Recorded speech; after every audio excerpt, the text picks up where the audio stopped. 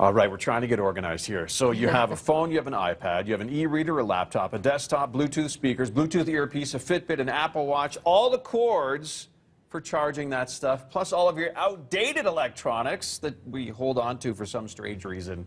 We're trying to keep ourselves organized regarding all that. That's where Georgina Forrest comes in. Georgina, a professional organizer, has some really neat ideas to stop the electronics from taking over our life. Well, I hope so. I hope I got some good ideas. I Yeah. know. So at Professional Organizers in Canada, we like to educate our clients on the benefits of being organized. So even down to the electronics. So I've kind of got it broken down into 3 areas. The first is going to be organize a central place for the electronics.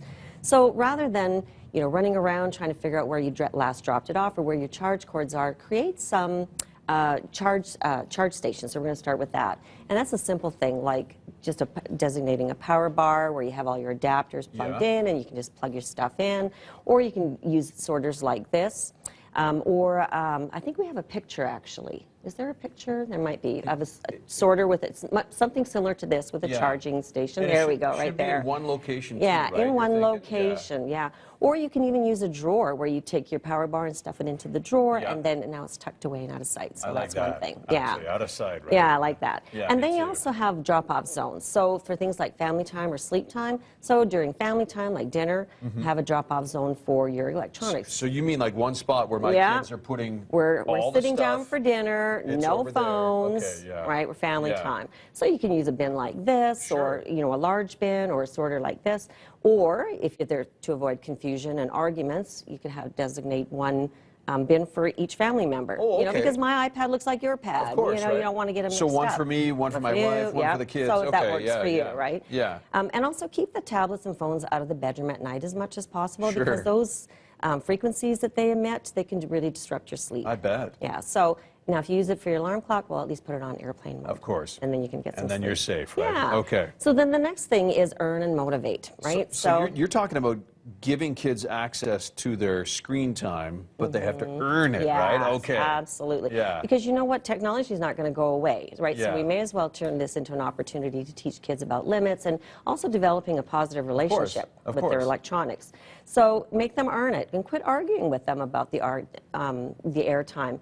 Come up with a reward system that works for your family. I like that. I'm just going to hold these up so Stephen can shoot this for us. But you have examples of different tasks, like sweep the kitchen floor, gets you 15 minutes, empty the dishwasher, gets you 10 minutes. Yeah. So you have to earn your popsicle stick. You have to earn that. Okay. Yeah, I get so that's it. one sample. I get another it. one is I really like this one here too. This mom just didn't want to bother arguing with her kids at all and said, Yeah. you know what? You can have as much airtime as you want as long as everything on this list is done first. So I love that. My sister-in-law has something like this. Oh, that's It's an expectations list, right? Yeah. Where you got to satisfy all the check marks, Yeah. This woman called it the list. The list. I like that, right? I like that. Cool, cool. Okay.